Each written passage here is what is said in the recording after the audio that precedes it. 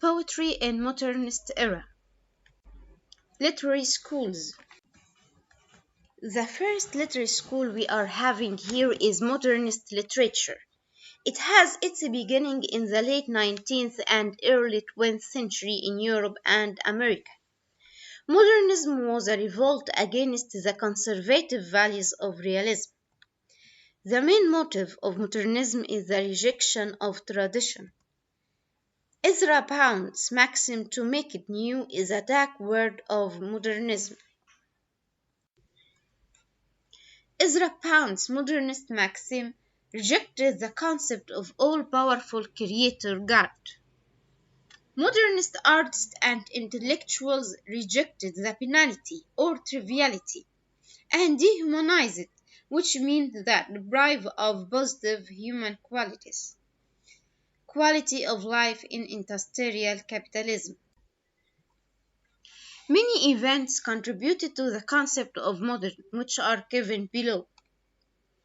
Charles Darwin and his book Origin of Species, emergence of socialism and later communism, appearance of Sigmund Freud and the psychoanalysis theory influenced the age a lot.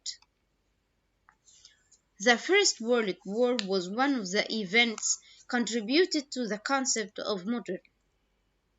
All these events dramatically influenced the 20th century and the consequence is modernism. The second literary school is called Imagism. It was a movement in early 20th century formed by Ezra Pound.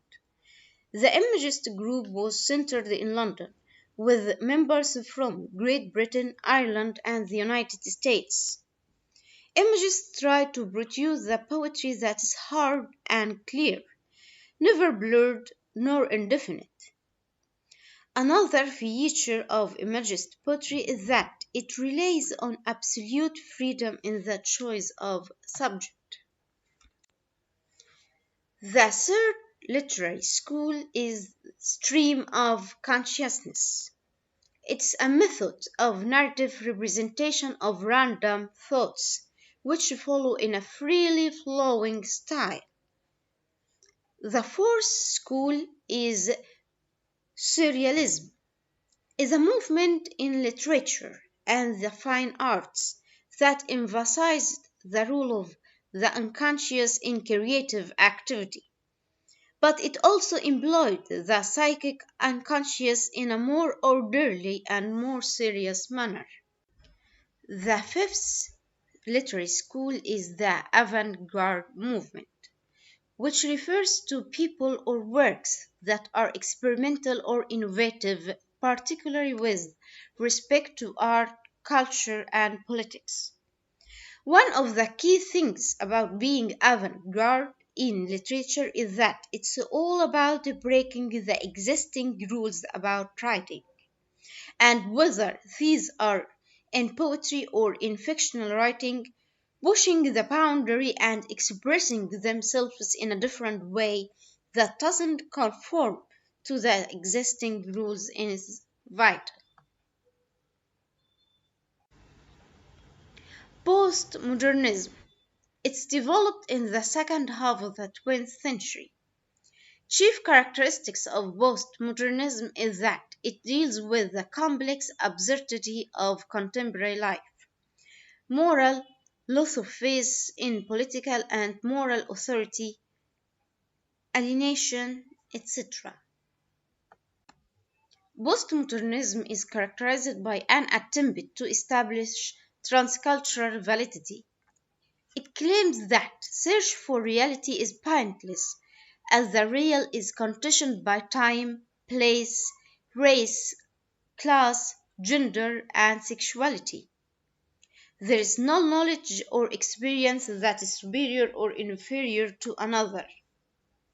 That's what's meant by transcultural validity. Another literary school is the movement poetry. It's a kind of poetry which was written by a few poets during the 1950s and that found to be very different from the modernist poetry of the 1930s and 1940s. Each movement poet wrote poetry that was completely different in several ways from the poetry of other movement poets.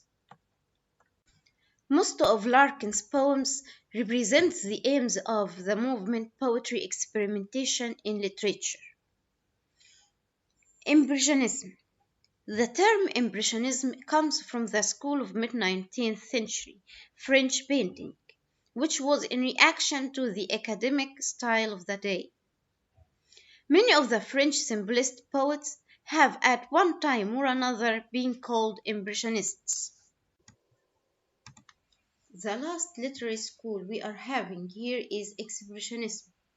It's often considered a revolt against realism and naturalism, seeking to achieve a psychological or spiritual reality rather than record external events in logical sequence.